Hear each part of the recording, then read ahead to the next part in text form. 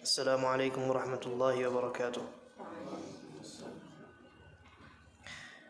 الحمد للہ رب العالمین والصلاة والسلام علی رسولہ الامین وعلی آلہ وصحبہ اجمعین، اما بعد۔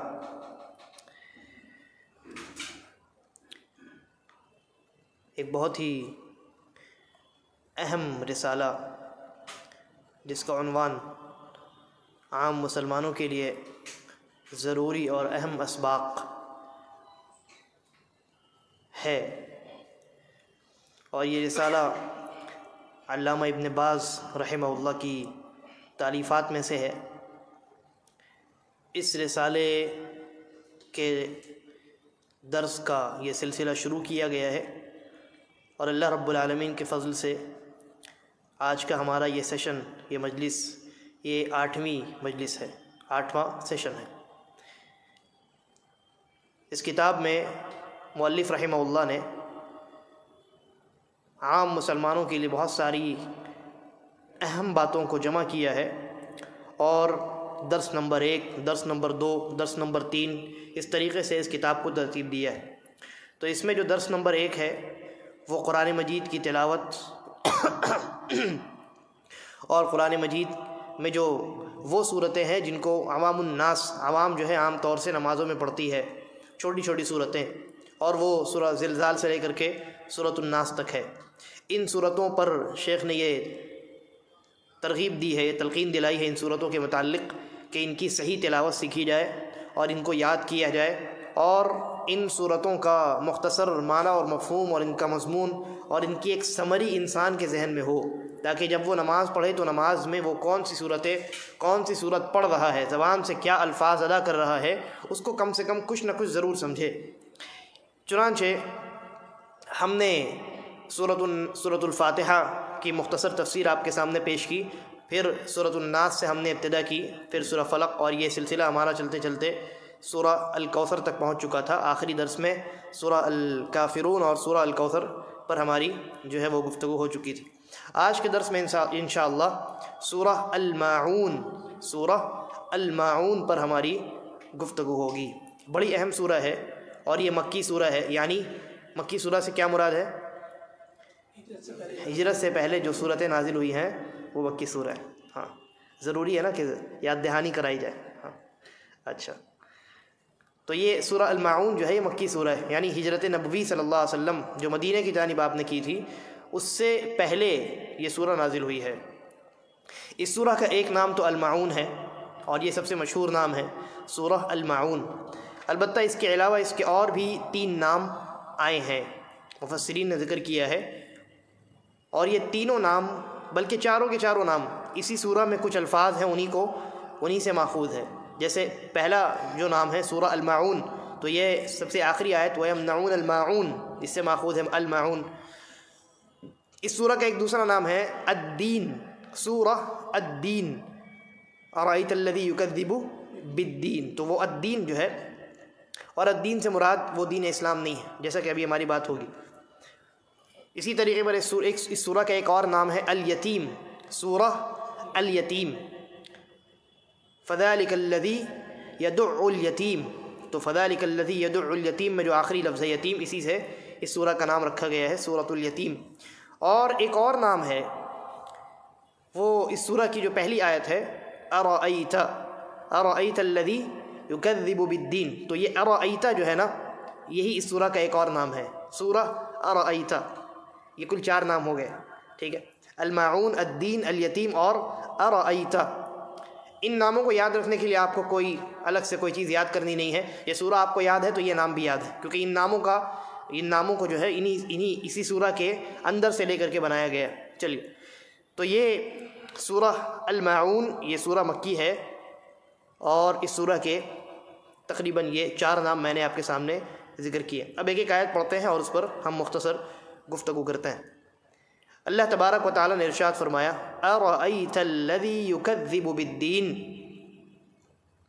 کیا آپ نے دیکھا یا کہ آپ کا کیا خیال ہے ایسے شخص کے بارے میں جو جھٹلاتا ہے، یکذب، جو جھٹلاتا ہے، بالدین، دین کو جھٹلاتا ہے۔ دین کیا چیز ہے؟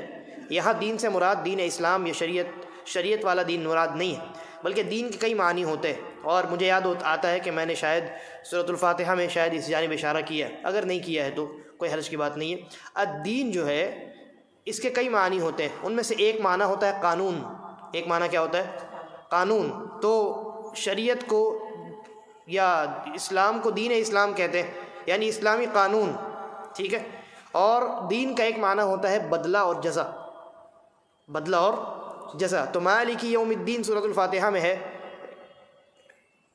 وہاں پہ کیا آپ ترجمہ کرتے ہیں؟ جزا اور بدلے کے دن کا مالک، ہے نا، یوم الدین یعنی جزا اور بدلے کا دن۔ تو یہاں بھی الدین سے مراد جزا اور بدلے کا دن مراد ہے یہاں پہ، اور وہ کون سا دن ہے؟ وہ قیامت کا دن ہے۔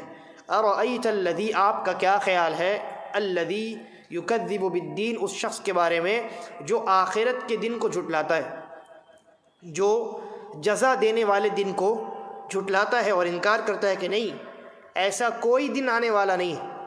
یا تو وہ اپنی زبان سے آخرت کا انکار کرتا ہے، جیسا کہ مشرکین کہا کرتے تھے، وہ کیا کرتے تھے، ان کے الفاظ تھے، وہ کہتے تھے کہ بھائی ہم جو ہے اس دنیا میں جیتے ہیں اور یہی مر جائیں گے۔ کہتے تھے ان ہی الا حیاتنا الدنیا نموت ونحیا وما نحن بمبعوثین، کہ یہ دنیا ہے اور یہاں ہم زندہ ہوئے ہیں، یہی مر جائیں گے۔ ہم دیتا ہے، برباد کر دیتا ہے، موت اس زمانے کی وجہ سے آ جاتی، اس موت کے بعد ایک اور زندگی ہے، ہم اس پر ایمان نہیں رکھتے۔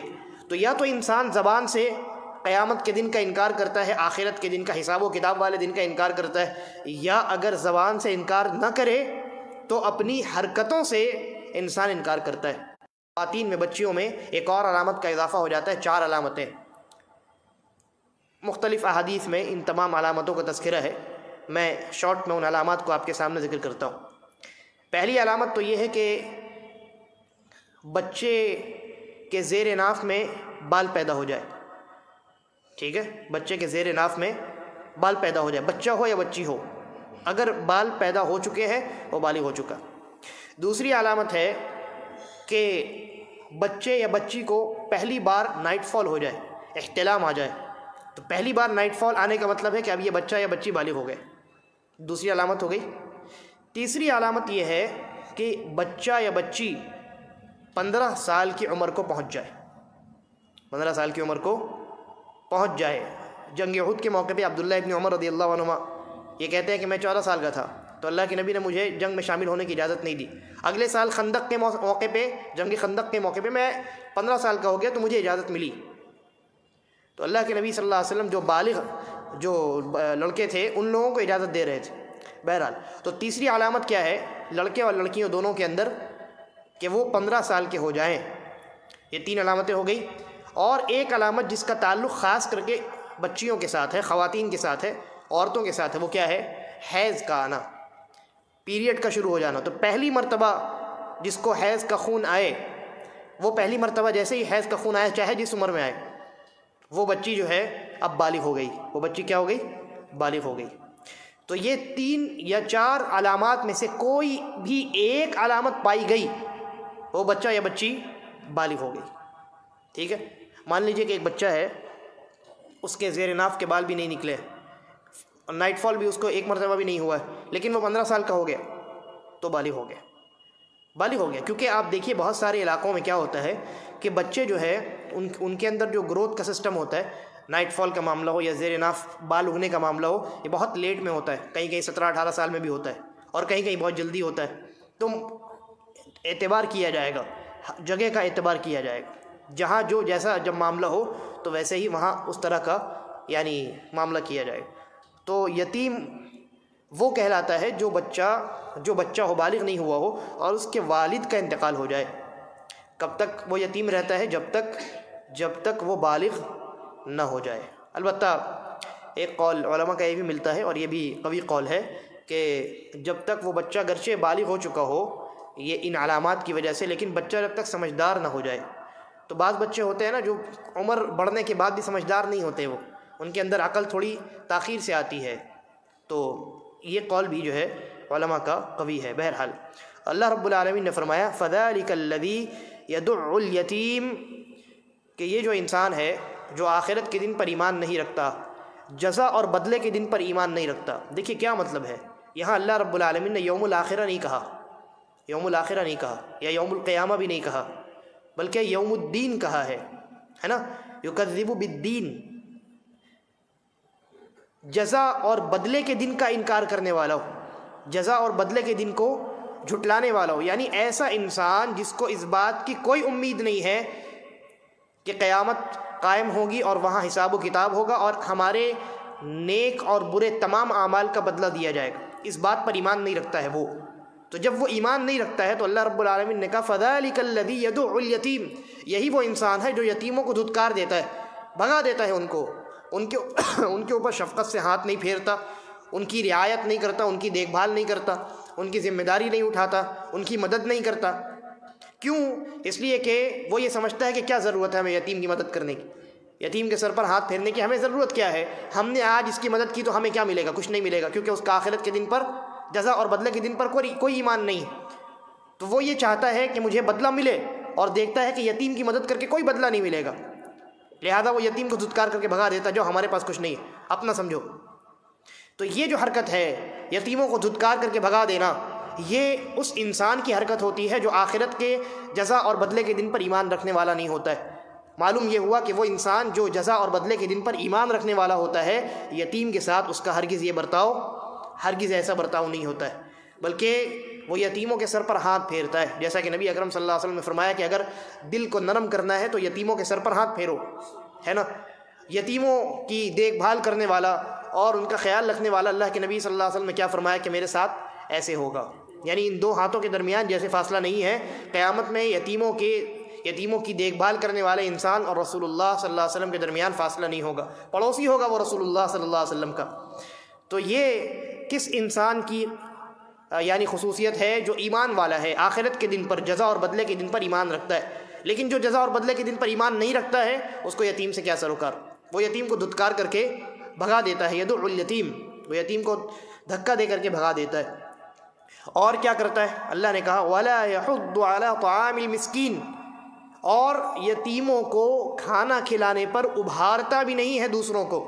ایک تو خود اس کی اپنی یہ حرکت ہے کہ وہ یتیموں کی دیکھ بھال نہیں کرتا، ضرورت مند جو ہیں معاشرے میں ان کی وہ دیکھ بھال کرتا نہیں، ان کی مدد کرنے کو تیار نہیں، اور دوسروں کو بھی اس بات کی جانب ابھارتا نہیں ہے کہ چلو دیکھو معاشرے میں کون کون لوگ ہیں، ضرورت مند ہیں، مسکین ہیں بیچارے، کھانے پینے کا نہیں ہے ان کے پاس، تو ان کی ضرورت پوری کی جائے. یہ رول وہ معاشرے میں ادا نہیں کرتا ہے. ایک مومن انسان جو آخرت کے دن پر، جزا اور بدلے کے دن پر ایمان رکھتا ہے، معاشرے میں اس کا رول کیسا ہوتا ہے، اس کا کردار کیسا ہوتا ہے؟ مدد کرنے والا کردار ہوتا ہے. وہ تلاش کرتا ہے، معاشرے کی خبر رکھتا ہے، کون انسان ہے جو ضرورت مند ہے، کون ہے جس کے پاس کھانے پینے کا مال نہیں ہے، اور کون ہے جو یعنی جس کو مال کی ضرورت ہے، مدد کی ضرورت ہے، وہ تلاش کرتا ہے، خود بھی مدد کرتا ہے اور دوسروں کو بھی مدد کرنے پر ابھارتا ہے نا. اللہ رب العالمین نے کہا وَلَا يَحُضُّ عَلَىٰ طَعَامِ الْمِسْكِينِ، جو بے ایمان انسان ہوتا ہے وہ نہ خود مدد کرتا ہے مسکینوں کی، یتیموں کی، اور نہ دوسروں کو اس بات کی جانب ابھارتا ہے کہ دیکھو مسکینوں کی خبر گیری کرو. ایک یہ ہے کہ آپ خود مسکین کی مدد کریں، یتیموں کی مدد کریں. آپ کے پاس اللہ نے مال دیا ہے، اس کی ضرورت آپ نے پوری کر دی، ڈائریکٹلی آپ اپنا مال اس کے اوپر خرچ کریں، یہ سب سے افضل کام ہے. اگر ایمان والا جو انسان ہوتا ہے، معاشرے میں اس کا کردار کیسا ہوتا ہے؟ اگر اس کے پاس مال نہیں ہے، مان لیجیے وہ خود جو ہے وہ اس استطاعت کا، وہ اتنی استطاعت نہیں ہے اس کے اندر کہ وہ مال بہت زیادہ یتیموں کے اوپر اور مسکینوں کے اوپر خرچ کر سکے، تو وہ کیا کرتا ہے؟ وہ جو مالدار حضرات ہیں معاشرے میں، وہ ان سے درخواست کرتا ہے، ان کو ابھارتا ہے، ان کو جوش دلاتا ہے، ان کے جذبے کو بڑھاتا ہے کہ دیکھو معاشرے میں فلاں لوگ ہیں جو ضرورت مند ہیں اور محتاج ہیں، مسکین ہیں، گرچہ وہ تمہارے سامنے ہاتھ نہیں پھیلاتے ہیں لیکن ضرورت مند ہے وہ حضرات، تو ان کی مدد کرو. یہ کردار کس کا ہوتا ہے؟ یہ ایک مومن کا کردار ہوتا ہے. اور اس کے پاس نہیں ہوتا ہے، وہ خود اگر خرچ نہیں کر سکتا ہے تو دوسروں سے خرچ کرواتا ہے، دوسروں کو ابھار کر کے ان کی مدد کرواتا ہے. کیوں؟ اس لیے کہ اس کے سامنے یہ حدیث ہوتی ہے، نبی اکرم صلی اللہ علیہ وسلم نے فرمایا کہ خیر کی جانب رہنمائی کرنے والے انسان کو اس خیر کو انجام دینے والے شخص کے برابر نیکی ملتی، اور اس سے ذرہ برابر بھی نیکی کم نہیں کی جاتی.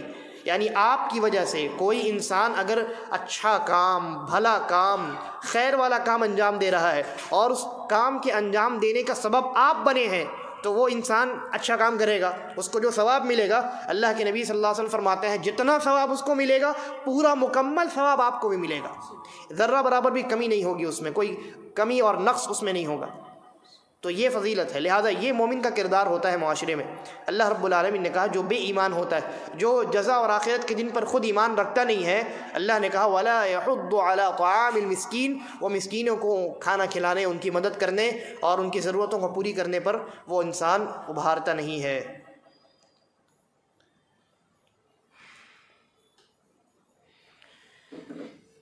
اس لیے کہ جو مومن انسان ہوتا ہے وہ یتیموں کی مدد کرتا ہے، مسکینوں کی مدد کرتا ہے، اور چونکہ اس کا ایمان جزا اور بدلے کے دن پر ہے، لہذا وہ اللہ تبارک و تعالیٰ سے پر امید ہوتا ہے کہ آج جو میں نے مال خرچ کیا ہے اللہ کے راستے میں، کل اللہ تبارک و تعالیٰ یہ مال مجھے بڑھا چڑھا کر بدلے کے طور پہ، انعام کے طور پہ عطا کرے گا۔ اللہ تبارک و تعالیٰ نے سورہ مزمل میں کیا فرمایا کہ تم جو خرچ کرو گے اللہ کے یہاں، تجدوہ عند اللہ ہوا خیرا واعظم اجرا، کہ تم اللہ کے راستے میں جو خرچ کرو گے جب قیامت میں اس کو پاؤ گے تو بالکل ویسا ہی نہیں ہوگا وہ، بلکہ اجر کے اعتبار سے بہت زیادہ اضافہ ہو چکا ہوگا اس میں، اور وہ اور بھلی چیز اور اچھی چیز بن چکی ہوگی۔ 1 روپیہ خرچ کیا ہے تم نے اللہ کے راستے میں، تو کیا قیامت میں 1 ہی روپیہ ملے گا بدلے کے طور پہ؟ نہیں، اللہ تبارک و تعالیٰ اس 1 روپے کی پرورش کرتا رہے گا، اس 1 روپے کو بڑھاتا رہے گا۔ حدیث کے اندر آتا ہے نا، نبی اکرم صلی اللہ علیہ وسلم نے فرمایا کہ جس طریقے سے ایک انسان ایک چھوٹے سے بچڑے کو لاتا ہے، چھوٹے جانور کو لاتا ہے، گائے کا بچہ لے کر کے آ گیا، اسی طریقے پر وہ اونٹ کا بچہ لے کر کے آ گیا، بکری کا بچہ لے کر کے آیا، تو روزانہ اس کو چارہ دیتا ہے، اس کا خیال رکھتا ہے، اس کی اچھائی کا خیال رکھتا ہے نا، دیکھ بھال کرتا رہتا ہے۔ پھر ایک وقت آتا ہے 1 سال 1.5 سال 2 سال کے بعد وہ چھوٹا بچہ موٹا تازہ بڑا جانور بن جاتا ہے۔ آپ نے دیکھا ہوگا نا بقرعید کے موقع پہ ہمارے یہاں، آپ جانتے ہیں بقرعید کے موقع پہ کیا ہوتا ہے کہ بعض حضرات جو ہے، ہمارے محلے میں بھی آپ کے یہاں بھی ہوتا ہوگا، کہ وہ گائے کے چھوٹے بچے کو وہ خرید لیتے ہیں اور پھر اس کی پرورش کرتے ہیں 1.5 سال 2 سال اس کی خوب خدمت کرتے ہیں، اور یہ چھوٹا سا بچہ خوب موٹا تازہ گائے بن جاتا ہے، پھر اس کو بیچتے ہیں تو بہت مال ملتا ہے۔ اللہ تبارک و تعالیٰ انسان کے ان اعمال کو، جو صدقے کے طور پہ اس نے مال جو خرچ کیا ہے اللہ کے راستے میں، اس کو وہ اللہ رب العالمین اس کو بڑھاتا چڑھاتا رہتا ہے، اس کی دیکھ بھال کرتا ہے اور اس میں اضافہ کرتا رہتا ہے۔ قیامت میں جب انسان اپنے اس معمولی سے مال کو دیکھے گا تو پہچان نہیں سکے گا، اتنا زیادہ اس کے مال میں اللہ تبارک و تعالیٰ اضافہ کر دے گا۔ اور مسکینوں کی خبر گیری کرنے والا انسان معاشرے میں تلاش کر کے کون انسان ضرورت مند ہے اور کون انسان ہے جو مدد کا مستحق ہے، ایسے لوگوں تک اپنا مال پہنچانا یا دوسروں سے ان کی مدد کروانا، یعنی ان کا خیال رکھنے والا جو انسان ہوتا ہے، اللہ رب العالمین کی نظر میں بڑا مبارک انسان ہوتا ہے۔ نبی اکرم صلی اللہ علیہ وسلم فرماتے ہیں الساعی علی الارملۃ والمسکین کالمجاہد فی سبیل اللہ، کہ بیواؤں اور مسکینوں کی مدد کرنے والا، ان کا خیال رکھنے والا، یہ اللہ کے راستے میں جہاد کرنے والے انسان کی طرح ہے۔ اور اسی روایت میں ہے یا تو اللہ کے راستے میں جہاد کرنے والے کی طرح ہے، او القائم اللیل صائم النہار، او قائم اللیل صائم النہار، یا تو راتوں کو قیام کرنے والے اور دن میں روزہ رکھنے والے شخص کی طرح ہے۔ جو انسان سال بھر 365 دن رات میں قیام کرے، تہجد کا اہتمام کرے اور دن بھر روزہ رہے، تو کتنا ثواب اس کو ہوگا، کتنا ثواب ہوگا۔ اللہ کے نبی صلی اللہ علیہ وسلم فرماتے ہیں بیواؤں اور مسکینوں کی خبر گیری کرنے والا انسان اس انسان کی طرح ہے جو راتوں میں نماز پڑھ کر گزارتا ہے اور دن میں وہ انسان روزہ رکھتا ہے۔ تو جتنا اجر، جتنا ثواب اس انسان کو ملتا ہے، اتنا ہی ثواب اللہ تبارک و تعالیٰ اس انسان کو عطا کرتا ہے۔ تو اس کی بہت زیادہ ضرورت ہے معاشرے کے اندر کہ تلاش کیا جائے ایسے لوگوں کو اور ایسے لوگوں کی مدد کی جائے، یا تو خود آپ مدد کریں یا دوسروں سے آپ ان تک مدد پہنچوائیں، آپ کو مدد کرنے والے کے برابر ثواب ملے گا۔ اور پھر یہ فضیلت الگ سے کہ آپ جو ہے وہ اللہ کے راستے میں جہاد کرنے والے کی طرح ہے، جہاد کرنے والے کو جتنا اجر ملتا ہے اتنا اجر آپ کو ملے گا، راتوں میں نماز پڑھنے والے اور دن میں روزہ رکھنے والوں کے برابر آپ کو اجر ملے گا۔ یہ فضیلتیں الگ سے ہیں، اور بہت سارے فضائل اللہ کے نبی صلی اللہ علیہ وسلم نے بیان فرمائے۔ تو یہ معاشرے میں یہ رول ہونا چاہیے اور یہ کردار ایک مومن کا ہونا چاہیے۔ تو جو مومن نہیں ہوتا ہے، جو آخرت کے دن پر ایمان رکھتا نہیں ہے، وہ نہ یتیموں کی دیکھ بھال کرتا ہے اور نہ مسکینوں کی دیکھ بھال کرتا ہے۔ اس کے بعد اللہ تبارک و تعالیٰ نے فرمایا فویل للمصلین، ویل ہے نماز پڑھنے والوں کے لیے، الذین هم عن صلاتهم ساہون، ایسے نمازیوں کے لیے ویل ہے جو اپنی نمازوں سے غافل رہتے ہیں۔ اللہ رب العالمین نے کہا نماز پڑھنے والوں کے لیے، ایسے نمازیوں کے لیے ویل ہے جو اپنے نمازوں سے غافل رہتے ہیں۔ ویل کا کیا معنی ہے؟ اس کی دو تفسیریں عام طور پہ مفسرین نے کی ہیں۔ پہلی تفسیر تو یہ ہے کہ ویل یعنی ہلاکت و بربادی، ویل ہے یعنی ایسا انسان ہلاک و برباد ہے، ایسا انسان ہلاک و برباد ہے دنیا میں بھی اور آخرت میں بھی۔ کون انسان؟ جو نمازی تو ہے لیکن نمازوں سے غافل ہے۔ ابھی اس کا معنی ہم دیکھیں گے اس کا مطلب کیا ہے۔ اور ویل کی ایک دوسری تفسیر یہ ہے کہ ویل جو ہے جہنم میں ایک وادی کا نام ہے۔ جہنم، ویلی جانتے ہیں نا آپ، ویلی یا ویلے جو بھی بولتے ہیں، یعنی گھاٹی جس کو آپ کہتے ہیں، دو پہاڑوں کے درمیان جو ایک جگہ ہوتی ہے اور بارش کے موسم میں وہاں پانی بہتا ہے، تو وہ گھاٹی اور وادی جو ہوتی ہے، جہنم میں ایک وادی ہے، اس وادی کا نام ہے ویل۔ یہ کس کے لیے ہے؟ ایسے نمازیوں کے لیے ہے جو اپنی نمازوں سے غافل ہوتے ہیں۔ نمازوں سے غافل ہونا یہ جرم ہے، اور نمازوں میں اگر انسان کے اندر غفلت آ جائے تو یہ جرم نہیں ہے۔ دیکھیے دو الگ الگ چیزیں ہیں۔ ایک ہے نماز کے اندر انسان تھوڑا سا غافل ہو جائے، نماز پڑھ رہا ہے اور انسان غافل ہو گیا، ذہن کہیں اور چلا گیا، سجدے کرنے تھے دو، ایک ہی سجدہ کیا، دوسری رکعت میں تشہد میں بیٹھنا تھا نہیں بیٹھا، اٹھ گیا، 4 رکعت پڑھنی تھی 3 ہی رکعت پڑھ کے سلام پھیر دیا۔ یہ نمازوں کے اندر غفلت کا معاملہ ہے، یہ معاف ہے، یہ معاف ہے، کیونکہ نبی اکرم صلی اللہ علیہ وسلم سے بھی اس طرح کا جو عمل ہے، یعنی نبی اکرم صلی اللہ علیہ وسلم کے ساتھ بھی اس طرح کے معاملات پیش آئے ہیں۔ آپ نے ایک مرتبہ نماز پڑھائی تو آپ تشہد میں، پہلے تشہد میں آپ کو بیٹھنا تھا، آپ کھڑے ہو گئے۔ ایک مرتبہ آپ نے نماز پڑھائی تو آپ نے 3 رکعت پڑھائی اور اپنے حجرے میں بھی چلے گئے۔ ایک صحابی گئے، جا کر کے خبر دی اللہ کے نبی آپ نے 3 رکعت پڑھائی ہے، تو اللہ کے نبی جلدی جلدی باہر نکلے اور پوچھا کہ کیا میں نے یہ اس آدمی نے صحیح کہا ہے؟ تو صحابہ نے کہا کہ ہاں اللہ کے رسول صحیح بات ہے۔ پھر آپ نے 1 رکعت مزید پڑھائی۔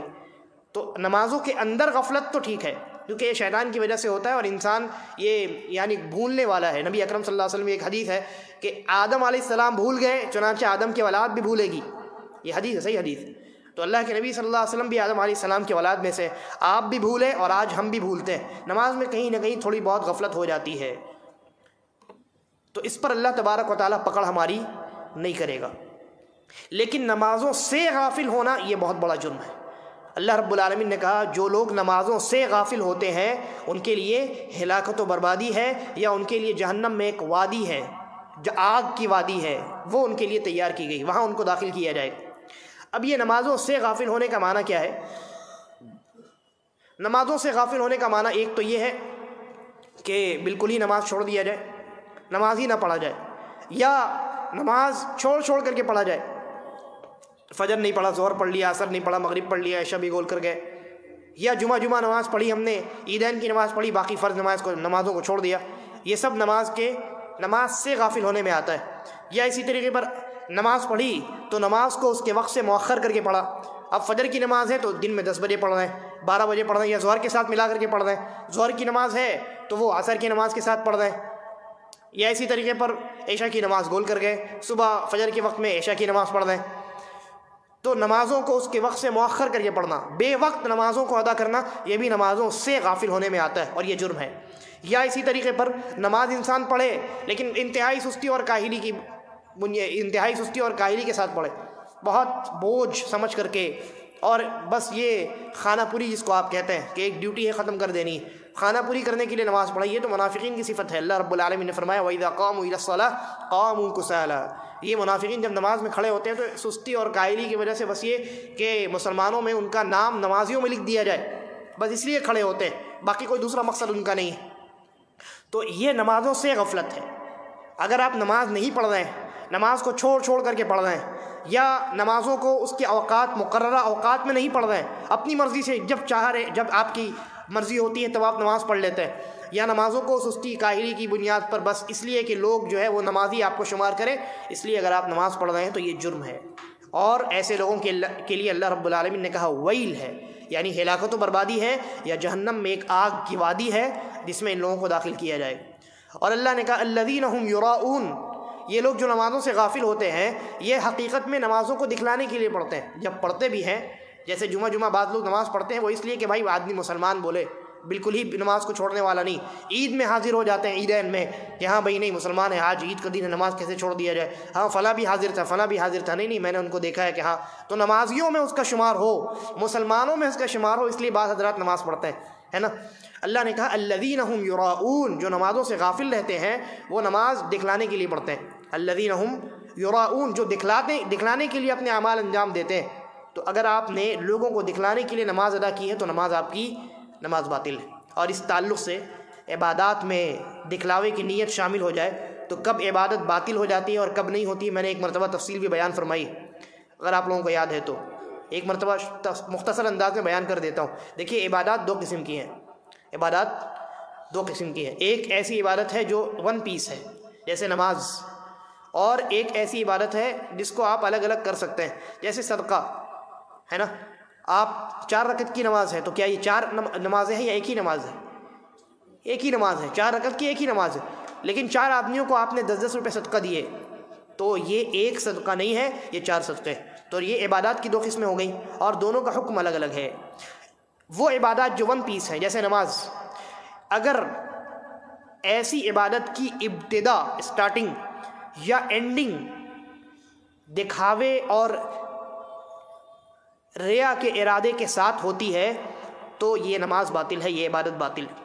جیسے مثال کے طور پہ ایک آدمی نے نماز شروع کی اللہ اکبر بول کر کے، اور شروع سے ہی اس کا یہ ارادہ ہے کہ فلاں صاحب بھی مجھے نماز پڑھتے ہوئے دیکھے کہ میں کتنا اچھا نماز پڑھتا ہوں، شروع سے ہی یہ ارادہ ہے، یعنی نماز آپ شروع کر رہے ہیں اخلاص کے ساتھ نہیں، آپ کے دل میں یہ ارادہ ہے کہ ہاں یہ اللہ کے لیے تو ہے نماز، لیکن فلاں آدمی بھی دیکھے کہ میں کتنا خوبصورت نماز پڑھتا ہوں، تو نماز کی شروعات اخلاص کے ساتھ ہوئی نہیں ہوئی، یہ نماز باطل ہے۔ اگر ایسا ہوا ہے تو آپ کو نماز توڑ کر کے دوبارہ شروع کرنی ہے، ٹھیک ہے۔ یا نماز کی اینڈنگ اخلاص کے ساتھ نہیں ہو، ریا کا ارادہ، ریا اس میں شامل ہو جائے، جب آپ سلام پھیر رہے ہیں نماز ختم کر رہے ہیں اس وقت آپ کے دل میں یہ ارادہ بھی شامل ہے کہ نماز میں فلاں کو دکھانے کے لیے پڑھ رہا ہوں۔ اگر ایسا ہے، جیسے ایک آدمی نے نماز شروع کی، 4 رکعت کی نماز ہے، 2 رکعت اخلاص کے ساتھ اس نے پڑھی، تیسری رکعت بھی اخلاص کے ساتھ پڑھی، چوتھی رکعت کے لیے کھڑا ہوا تو بغل میں کوئی صاحب آ گئے، اب اس کے دل میں ریا پیدا ہوا کہ فلاں صاحب کو دکھائیں کہ میں کتنی اچھی نماز پڑھتا ہوں، تو چوتھی رکعت اس نے بہت لمبی پڑھی، خوب لمبی پڑھی، تاکہ دیکھے یہ انسان کہ میں کتنی اچھی اطمینان کے ساتھ بڑی خوبصورت نماز پڑھتا ہوں۔ تو چوتھی رکعت میں اس کے یہ ریا والا ارادہ شامل ہوا اور یہ ارادہ برقرار رہا، اور سلام اس نے پھیرا اس کے دل میں یہی ارادہ باقی تھا، تو نماز کی اینڈنگ اخلاص پہ ہوئی نہیں ہوئی، ریا اور دکھاوے کے ارادے پر ہوئی، ایسی صورت میں بھی نماز باطل ہے، دہرانی پڑے گی شروع سے۔ البتہ تیسری صورت یہ ہے کہ جیسے میں نے مثال دی ہے، اسی مثال کو لے لیجئے، چوتھی رکعت کے شروع میں یہ ارادہ پیدا ہوا، شیطان وسوسہ ڈالتا ہے اور یہ خیال پیدا ہو جاتا ہے بسا اوقات، تو چوتھی رکعت کے شروع میں یہ ارادہ تو پیدا ہوا، ریا دل میں آیا، دکھلاوے کی نیت پیدا ہوئی، لیکن پھر رکوع میں جاتے جاتے وہ انسان متنبہ ہو گیا کہ یہ میں کیا کر رہا ہوں، یہ تو نماز خالص اللہ کے لیے پڑھنی چاہیے، یہ میں نے فلاں صاحب کو دکھانے کے لیے میں نے یہ ارادہ بھی شامل کر لیا کہ فلاں صاحب بھی دیکھے وہ بھی تعریف کرے، تو وہ انسان اب اس کو اپنی اس نیت پر وہ شرمندہ ہوا اور اس نے توبہ کر لی کہ نہیں نماز میں صرف اللہ کے لیے پڑھ رہا ہوں، فلاں صاحب اور فلاں صاحب کو دکھانے کے لیے نہیں پڑھ رہا ہوں، یعنی نیت کے اندر ریا پیدا ہوا تھا لیکن اس نے اپنی نیت کو دوبارہ صاف کر لیا، دوبارہ خالص کر لیا، اور نماز کی اینڈنگ جو ہوتی ہے وہ بالکل اخلاص پہ ہوتی ہے، تو اس میں کوئی حرج نہیں، اس میں کوئی حرج نہیں ہے، اس کی نماز درست ہے۔ کیوں درست ہے؟ کیونکہ نبی اکرم صلی اللہ علیہ وسلم نے کیا فرمایا، التائب من الذنب کمن لا ذنب له، جس نے گناہ کرنے کے بعد توبہ کیا ہے گویا اس نے گناہ کیا ہی نہیں ہے، تو اس کے دل میں ارادہ شامل ہوا تھا، پھر اس نے توبہ کر لی، اپنی نیت کو صاف اور پاک کر لیا، تو گویا اس کے نماز میں کوئی خلل واقع نہیں ہوا، کوئی گڑبڑی نہیں ہوئی، کوئی نقصان اس کا نہیں ہوا۔ تو یہ تو ہماری بات ہو رہی تھی، 3 حالات میں نے بتلائی ہیں ایسی عبادت کے بارے میں جو ون پیس ہے، اسٹارٹنگ اور اینڈنگ میں اگر ریا اور دکھاوے کا ارادہ اور نیت شامل ہے تو نماز باطل ہے، عبادت باطل ہے۔ البتہ بیچ میں اگر پیدا ہوتی ہے اور ایسی نیت اور پھر انسان عبادت کے ختم ہونے سے پہلے توبہ کر لیتا ہے تو اس کی وہ عبادت جو ہے وہ ویلڈ رہتی ہے، وہ باطل نہیں ہوتی۔ اور جہاں تک ایسی عبادت کا معاملہ ہے جو الگ الگ ہو سکتی ہے، جیسے میں نے کہا نا آپ کو 4 فقیر بیٹھے ہیں، چاروں کو آپ نے 10-10 روپے دیے یا 100-100 روپے دیے، تو یہ 4 عبادات ہیں الگ الگ۔ ان میں سے عبادت کے جس حصے میں ریا پیدا ہوگا، ریا شامل ہوگا، دکھاوے کی نیت شامل ہوگی، صرف وہی حصہ باطل ہوگا۔ 4 فقیر بیٹھے ہیں، پہلے کو آپ نے دیا صرف اللہ کو راضی کرنے کی نیت تھی، دوسرے کو دیا صرف اللہ کو راضی کرنے کی نیت تھی، تیسرے کو دیا صرف اللہ کو راضی کرنے کی نیت تھی، چوتھے کو دینے گئے تو کوئی شخص آ گیا، اب دل میں شیطان نے وسوسہ پیدا کیا، اب دل میں وہ جو خالص نیت تھی اس میں یہ بھی شامل ہو گیا کہ فلاں بھی دیکھے کہ میں فقیر کو 100 روپے دے رہا ہوں، تو آپ نے 100 روپے اور نکالا، 100 200 ملا کر کے آپ نے دیا، ہاں، تو یہ چوتھے فقیر کو جو آپ نے دیا ہے صرف یہ باطل ہوگا، باقی 3 قبول ہو جائیں گے آپ کے، ٹھیک ہے۔ تو یہ مطلب یہ کہ عبادات میں ریا کا کب کیا اثر ہوتا ہے یہ میں نے مختصر میں آپ کے سامنے بیان کیا۔ اللہ رب العالمین نے کہا الذین هم یراؤون، جو دکھلانے کے لیے نماز پڑھتے ہیں، ایسے لوگوں کے لیے کیا ہے؟ ویل اور بربادی ہے، جہنم میں یا تو وادی ہے، آگ کی وادی، یا ایسے لوگ جو ہیں وہ قیامت کے دن ہلاک و برباد ہو جائیں گے۔ اس کے بعد اللہ تبارک و تعالیٰ نے فرمایا وَيَمْنَعُونَ الْمَاعُونَ، اور یہ لوگ جو ہوتے ہیں کون؟ جو جزا اور بدلے کے دن پر ایمان نہیں رکھتے، یہ الماعون کہتے ہیں معمولی چیزیں جو روز مرہ میں استعمال میں آتی ہیں، گھریلو استعمال کی چیزیں، جیسے گھر کے برتن ہے، چمچ ہے، استری ہے آج کے زمانے میں، ہے نا، معمولی سی چیزیں جو ہیں، تو اللہ رب العالمین کہتا ہے یہ جو آخرت کے دن پر ایمان نہیں رکھتے یہ بہت زیادہ کنجوس ہوتے ہیں، کنجوسی ان کے دل کے اندر داخل ہو جاتی ہے۔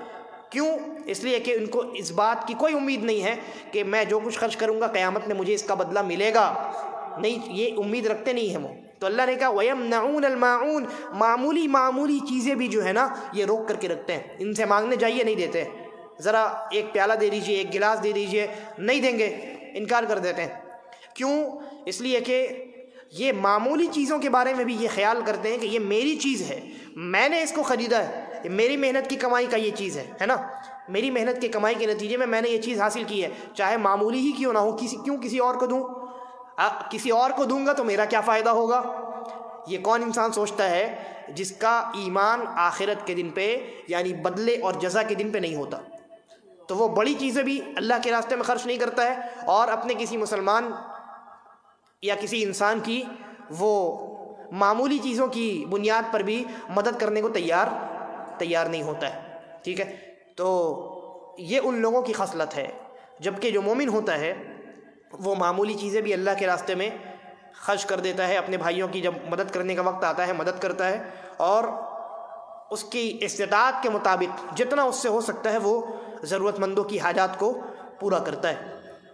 لہذا اس طرح کی حرکتیں اگر ہمارے اندر پائی جائیں، معمولی چیزوں کو ہم بھی روکنے لگیں، معمولی چیزیں آپ سمجھ گئے نا، گھر میں عام طور پہ جو روزمرہ میں استعمال ہونے والی چیزیں، برتن ہے، دیگچی ہے، پلیٹ ہے اور چمچ ہے، اسی طریقے پر چھری ہے، اور میں نے کہا استری ہے، پریس، تو اس طرح کی جو معمولی چیزیں ہیں، اس میں بہت ساری چیزیں آ جاتی ہیں، بہت ساری چیزیں اس میں آ سکتی ہیں۔ بہرحال تو وہ انسان جو آخرت کے دن پر ایمان نہیں رکھتا ہے وہ ان چیزوں کے بھی معاملے میں بہت کنجوس واقع ہوتا ہے، اور جو ایمان والا ہوتا ہے وہ خوشی خوشی ان چیزوں کو دے دیتا ہے کہ ہاں بھائی لیجئے، آپ آرام سے استعمال کیجئے، اس کے بعد استعمال کر کے مجھے تب آپ واپس کیجئے، اس لیے کہ اس کا ایمان ہوتا ہے، چاہے معمولی چیز اللہ کے راستے میں دی جائے یا غیر معمولی چیز دی جائے، دونوں کا بدلہ اللہ تبارک و تعالیٰ قیامت میں ہمیں عطا کرنے والا ہے۔ لہذا اگر معاشرے میں گرچہ ہم زبان سے نہ کہیں کہ بھائی ہم آخرت کے دن پر ایمان نہیں رکھتے ہیں، اگر ہماری حرکتیں ایسی ہیں کہ ہم کسی کی مدد کرنے کو تیار نہیں ہوتے ہیں اور کنجوسی دکھاتے ہیں، بخیلی سے کام لیتے ہیں، اللہ کے راستے میں خرچ نہیں کرتے، معمولی چیزوں میں بھی اور غیر معمولی چیزوں میں بھی، تو گرچہ ہم زبان سے نہیں کہہ رہے کہ آخرت کے دن پر ایمان نہیں، لیکن ہماری حرکتیں تو یہی بتا رہی ہیں نا، ہماری حرکتیں یہی بتا رہی ہیں کہ اس آدمی کا آخرت کے دن پر ایمان نہیں ہے۔ اس کو کہتے ہیں زبان سے نہیں کہنا، لیکن حال کی جو زبان ہوتی ہے، زبان حال، اس سے انکار کر دینا، زبان حال سے جزا اور بدلے کے دن کا انکار کر دینا۔